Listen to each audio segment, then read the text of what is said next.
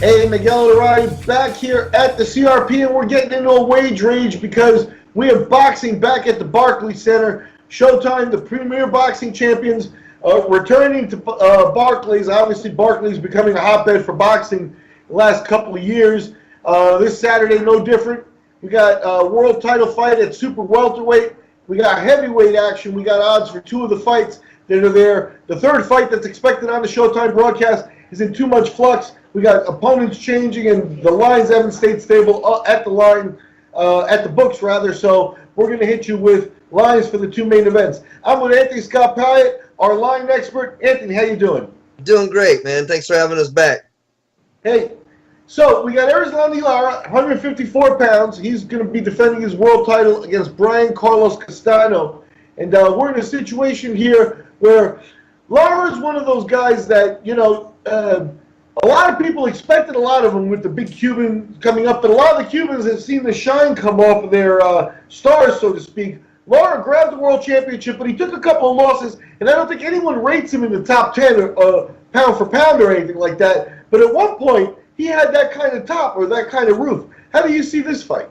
Yeah, I mean, I do see what you're saying with that. And I think before he fought Jarrett Hurd, when he only lost to Paul Williams and Canelo Alvarez, there was an idea that he still had something in him, and he still does. I mean, but the thing was, Jarrett Hurd and Brian Carlos Castano are the similar style. In other words, Erislandy Lara is the poor man's Lomachenko, and Brian Carlos Castano is the rich man's Jarrett Hurd. Meaning, Lara likes to play hit and don't get hit, but that can be taken away from him with a certain style of attack. It's the style of attack that Jarrett Hurd used to beat him.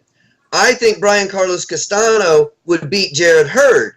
Therefore, I'm making this a dog pick. I'm saying that Brian Carlos Castano is going to win this fight. He's a plus 175 underdog. So your 100 gets you, 275 back in your pocket. Knockout in 10th round is what I'm going to call. This boy is relentless. 15-0, 11 knockouts. Erislandy Lara, 25-3-2. Only 14 knockouts. So he's got 30 fights in and only 14 KOs. Lara looks good, used to look good. I think he's really been beat up now. Jarrett Hurd's exposed him. I'm going to make this a dog pick. And that's very interesting. The bottom line with Lara is, as we said, the shine has come off of his star a little bit, especially as he mentioned after the Jarrett Hurd victory. People are wondering what he has left.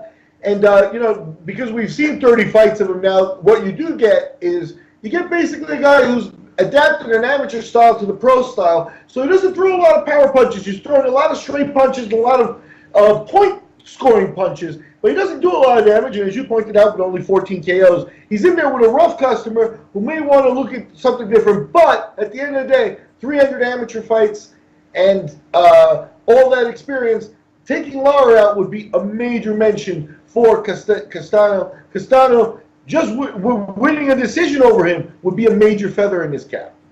Moving on to the heavyweight division, we got more Cubans in the heavyweight division. More Cubans with question marks. Imagine that. We got Luis Ortiz, and he's taking on Christian Hammer. They're bringing in a European opponent. Hammer, kind of a journeyman, but he's straightened out his career over the last 10 fights or so, where he's only taken one loss. That was to Alexander Povetkin. Povetkin used that fight to parlay into an Anthony Joshua title shot. So Hammer had cleaned up his act pretty good. You'd like to think if he had beaten Povetkin, he would have had a case for potential title shot. He's trying to work his way back. He's gone 2-0 since losing to Povetkin. And Ortiz, though, one of the hot names, usually still in the top 5 of heavyweights. The question with Ortiz is his age going to finally show, and is he going to show up motivated? How do you see this one? Yeah, I think Ortiz has still got something little left in the tank, but I don't know how much either. If I had to call it, I'm going to call Ortiz, and I think he can still get a good, powerful punch off, maybe in the 7th round.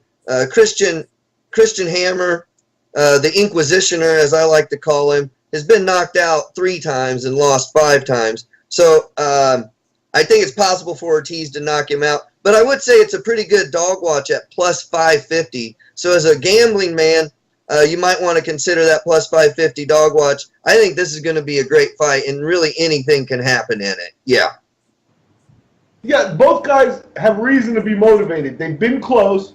Every heavyweight has to think, the heavyweight division is still wide open. There's power around the top three guys. We may not get the super fights that we expected in terms of like Fury and Wilder too. So everybody's still jockeying for position, and you can't jockey for position coming off a loss, right? So major pressure on both guys. Ortiz has shown up and been lackluster against not top-notch opponents, so we'll see if that's a factor. I would hold off all betting until I've seen the weigh-ins, just a tip. That makes sense. That makes sense.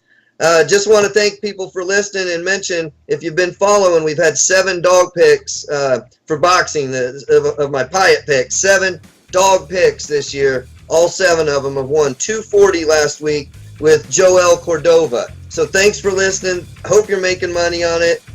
Don't forget our dog pick was in the headliner fight, Brian Carlos Castano.